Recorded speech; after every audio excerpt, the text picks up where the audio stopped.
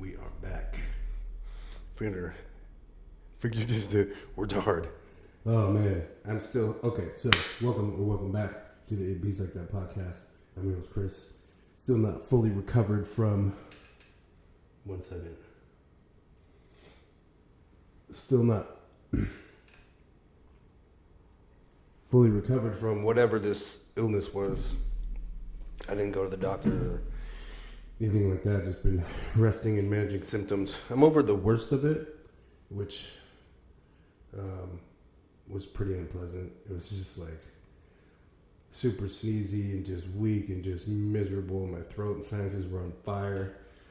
And then that aggravated my allergies, so I'm dealing with both of those, managing symptoms from the illness and my allergies. So I was a wreck from the Friday before Christmas until, I don't know. I'm still, like I said, not fully recovered. But anyway, feeling well enough to have started a deload week with regard to my current massing phase. And with that massing phase, I've decided to call it. I'm calling it. Because, oh man, I could push it, I think, I could restructure my entire competitive year and compete once or twice at the end of the year. And continue this massing phase or versions of it for another 8 months and just come in ridiculous. But I don't want to do that.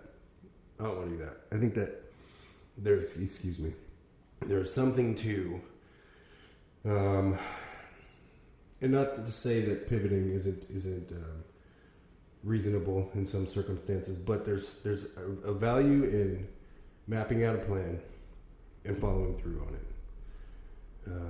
In not being enticed by the carrot. So the carrot in this case would be gaining more size.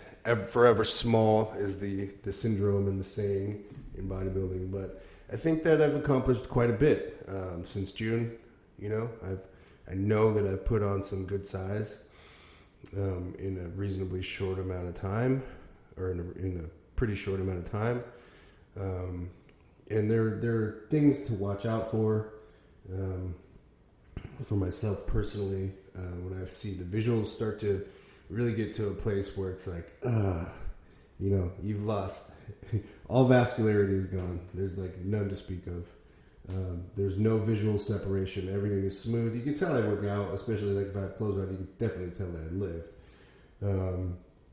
But yeah, just really soft and washed out, and there's no muscle separation left anymore, no abs left, so that's all gone. And the thing that did it was the snoring returned.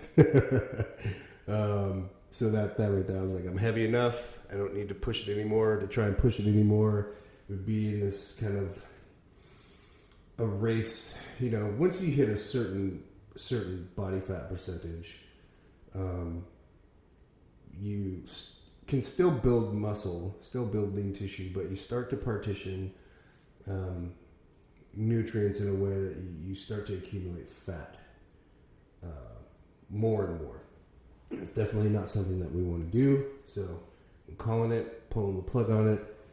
I'm going to do like a 4-week mini cut. I wouldn't even really classify this as a cut, because 2,500 calories is I think my maintenance is like 3,000, just above 3,000. So, 500-600 calorie deficit, boom, right away, and then cardio on top of that for 4 weeks, followed by 3 weeks at maintenance, just to do my best to capitalize on. The main reason why I will do 3 weeks at maintenance before starting prep for my competitive season is I don't want to diet for 6 months. So I'll do, lose this front end weight, probably, somewhere around 8 to 10 pounds, which is great. And then, whatever I lose during prep, it's going to be a lot more aggressive. And at the end of it, probably be pretty miserable. But really looking forward to showcasing, the hard work that's gone into this short but productive off season. Anyway, enough about that. So, something that's been on my mind since I've not been creating content over the last week and a half or so, and I really want to encourage people to, and this is going to be review. You've heard me say this before, and you'll hear me say it again, but no matter what, don't let people second guess you. Or make you second guess yourself, rather.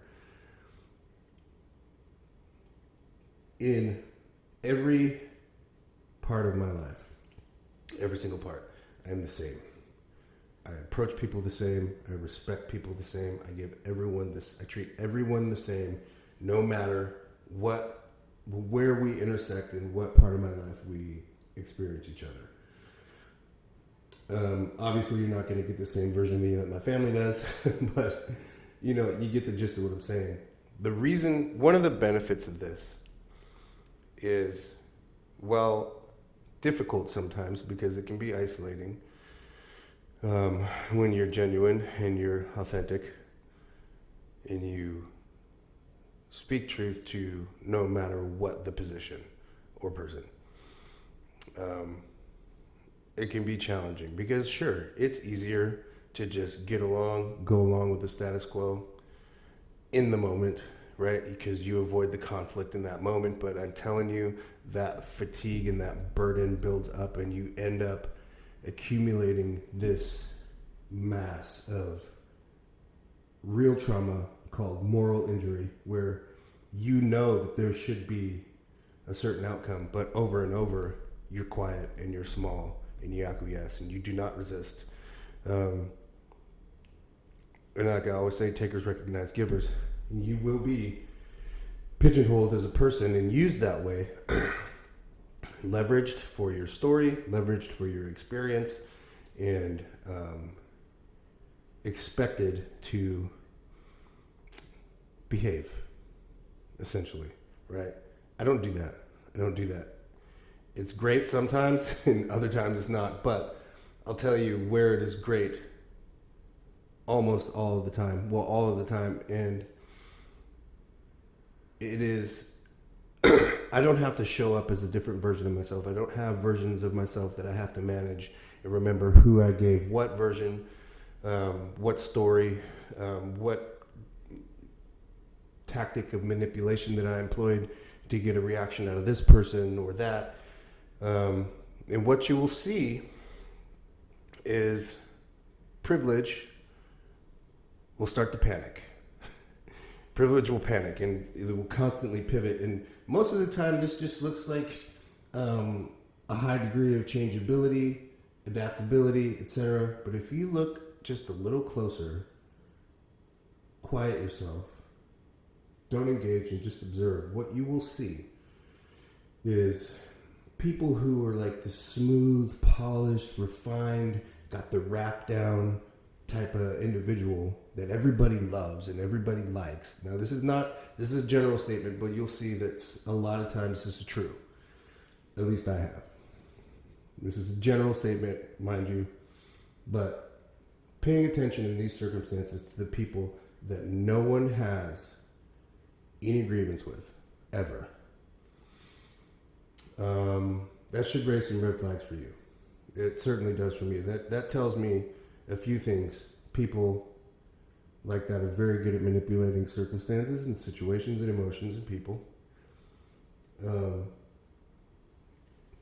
And they will, if you don't fall in step with the plan, the status quo, they will start to move the goalposts around on you and try to trip you up. This is where being authentic comes in really handy, because the truth is impervious to this kind of shit. They can try and try and try and try, but if you don't break, if you stay steadfast and you remain honest, dependable, grateful, humble, and honorable, they will inevitably, in most cases, these people just end up just leaving me alone. They don't come to me with any of the like they can bring the BS to people who are directly next to me. They stop there. They don't come to me with it because they know that they won't get anywhere with it. This saves you or saves me a lot of grief in life. And honestly, sometimes, yeah, it does. It can be a little lonely because, man, I wish that I could shut off this part of my filter, which isn't one that expects people to be perfect. In fact, quite the contrary.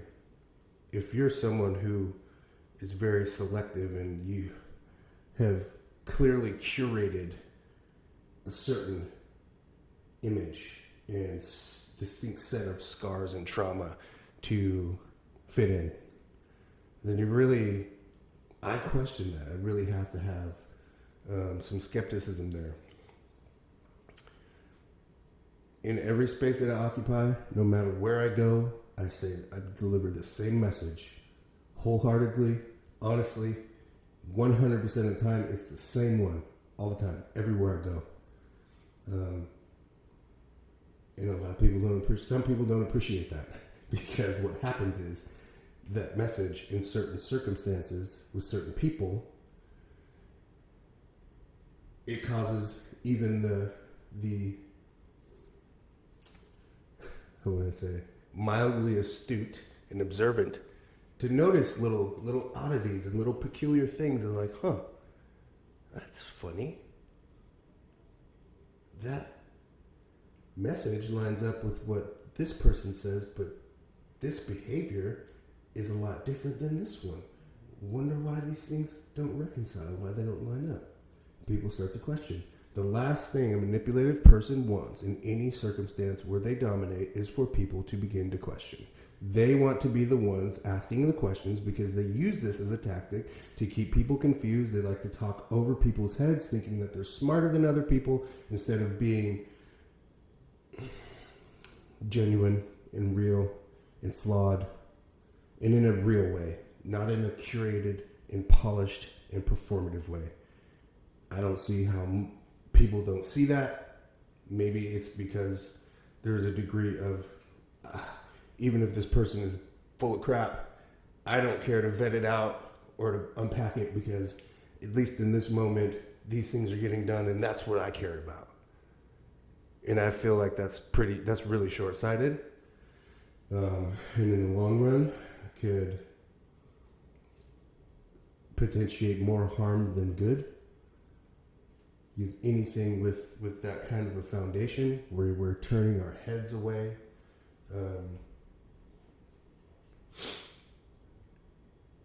Observing and not openly acknowledging and naming issues, all of them, and not just the ones that are beneficial. I think it's problematic.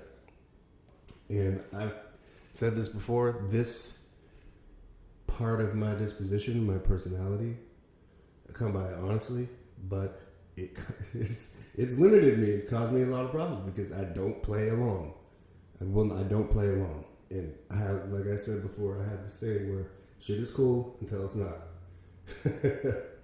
It's cool until it's not. And it's usually, it starts with like, hey, X, Y, or Z.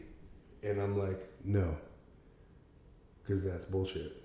That's unequitable. And that sort of direct resistance is so foreign and obnoxious and aggressive to people who are used to being able to manipulate any of the spaces that they walk in freely and not meet any of that kind of like true resistance. And it usually just comes in the form of like, just like essentially prove it. What you mean? Prove it. Instead of all that rah-rah, all that talk, all that double talk, and all that talking over people's heads and relying on this, prove it. You know what I'm saying? Don't.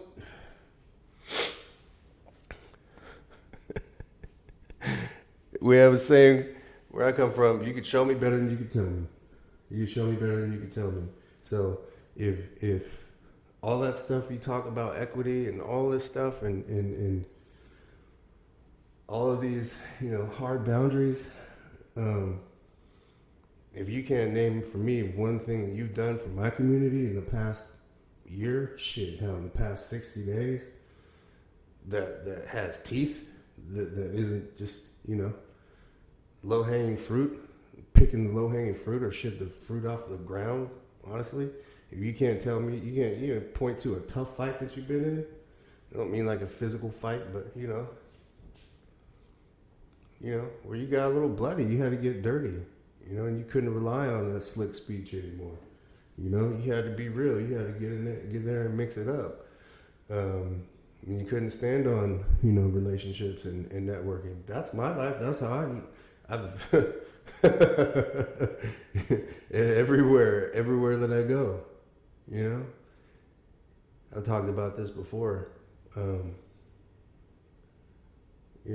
Just having this experience of people being so passionate and convicted in conversations with me. But then when it comes down to it, when it comes time to fight, they're just quiet.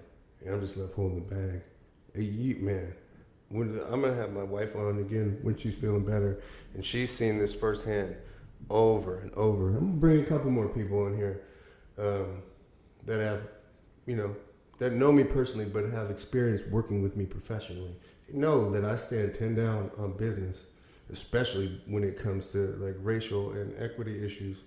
I don't play no games. I'm not for the BS. I will watch.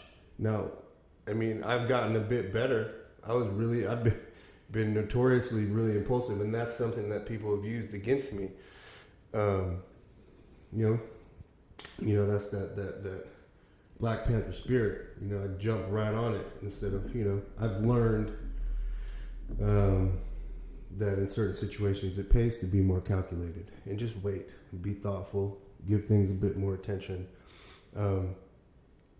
If not for anything else, than to just uncover more of the truth or more of a reality. Because if you just jump on this one incident that you see, it's easy to just like, oh shit, okay, well they didn't see this, so we're just gonna pull the rug over here.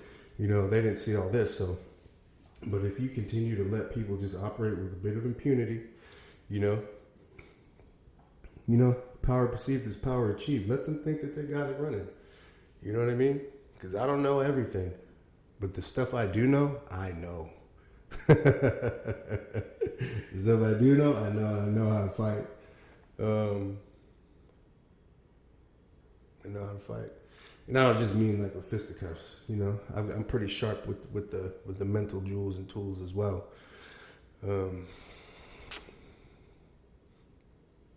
Yeah.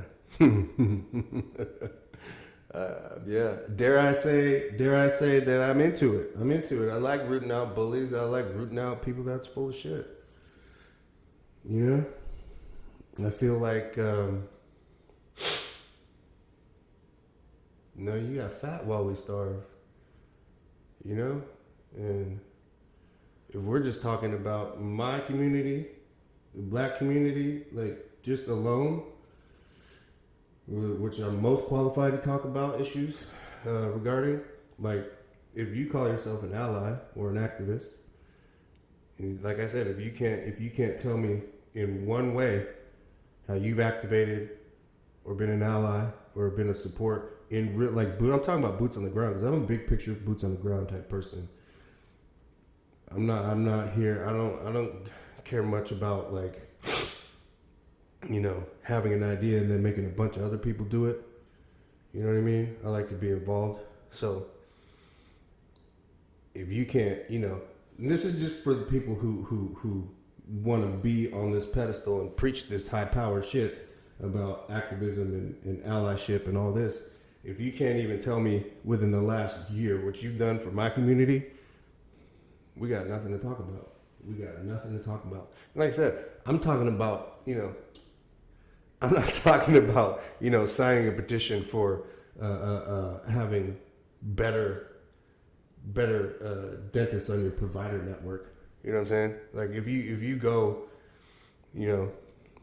and poll, Whatcom County doesn't really have like a black side of town, but if you poll black people in Whatcom County and you ask them what would be most impactful on their day-to-day life, what they ain't gonna tell you is being able to go get their teeth worked on somewhere other than Seymour. Trust me on that. That's not what they're gonna tell you. There's going to be some other more serious, like day-to-day issues. It's not going to be dentists and their provider network. Healthcare is important, dental care is important, but I'm talking about like on a day-to-day basis, just keeping it real. So, and I want the smoke. I want it with everybody. I pick fights with everybody. Look, I've been doing that, and I get the same reaction a lot of times. Like they'll ask me to be a part of this committee, or like they'll kind of placate me by being a part of this thing, or ask me to head up this thing, or they want me to come speak at this thing. Look, I'm not a prostitute. When I deliver my story, I'm going to deliver it on my terms. On my terms. And the things that I associate or attach myself with, movements, agencies, programs, stuff like that, these are going to be things that have guts, that have a backbone, that have fortitude, that have staying power, that have teeth, that have passion, that aren't just another of hundreds of the like just because there's an opportunity for funding there. Let's go. Huh? Yeah, you got the right one. You got the right one.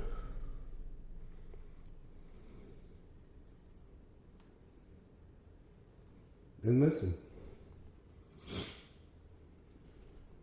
this is no secret. One of my big things as a black professional is access. That's one of my big things. I don't make any secrets about it. If that's something that, if someone asks me about it, or if you don't even have to like be the sharpest tool in the drawer, to look at the way I operate to understand that's like one of my big things is access, right? Because I want to change things from the inside. So,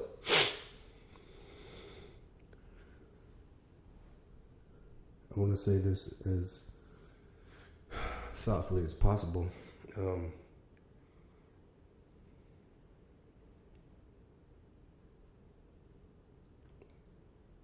Managing roadblocks to access is something that I've become very good at. Because trust me, I'm not a unicorn. See, that's the thing about people like me is we're viewed as novelties because you don't meet us every day. Why? Because you don't spend time with us. You don't have an interest in spending time with us. But there are a lot of men like me. A lot. And my goal is to make it so you see more and more of us activate in these spaces and make more of a difference. And what you'll see as a result of that is real change. What you'll see as a result of that is real activism. What you'll see as a result of that is what happens when the status quo is resisted and new, fresh ideas are brought to the table. And like I say, we're not just standing out there with a bucket and a pole knocking low-hanging fruit into that bucket. You know what I'm saying? We actually want to get out here and get some work done, and that's going to ruffle a lot of feathers. But,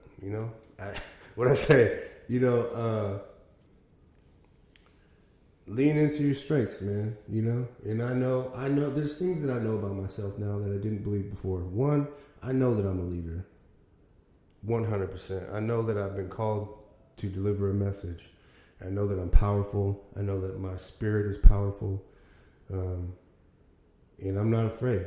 In any circumstances, any places that I go, any of these spaces that I occupy, nowhere that I go, I'm unafraid. And that's scary for a lot of people.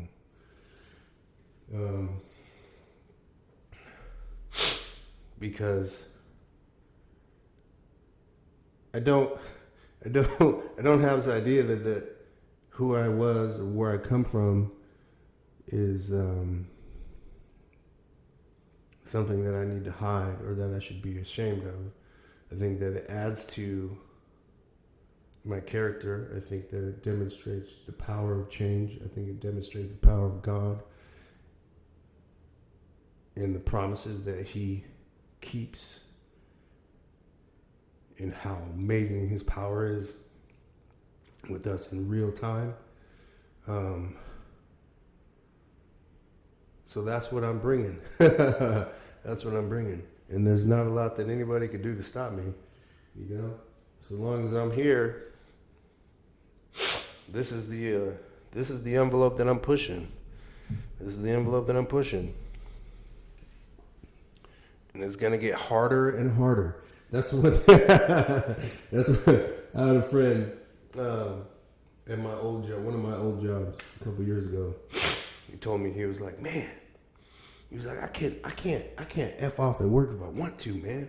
Not when you here, because even if you're not trying to check me about it, they see you and then they have an expectation of me.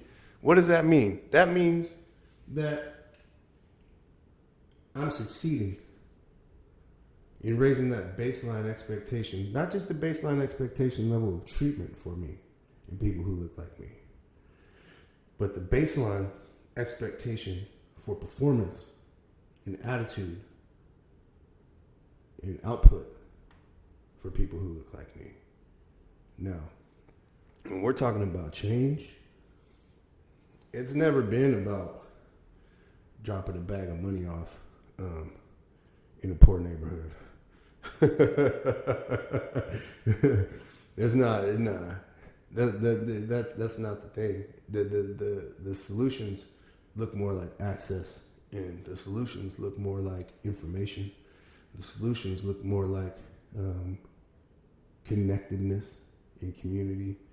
The solutions look more like powerful leadership, unapologetically powerful leadership, and not the kind of abusive and tainted and perverted power that a lot of people are used to, but the kind of honest, humble, and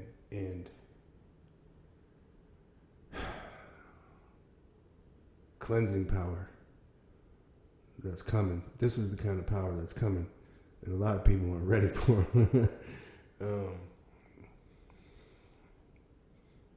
Yeah. But anyway, if you didn't do it on your way in, do it on your way out.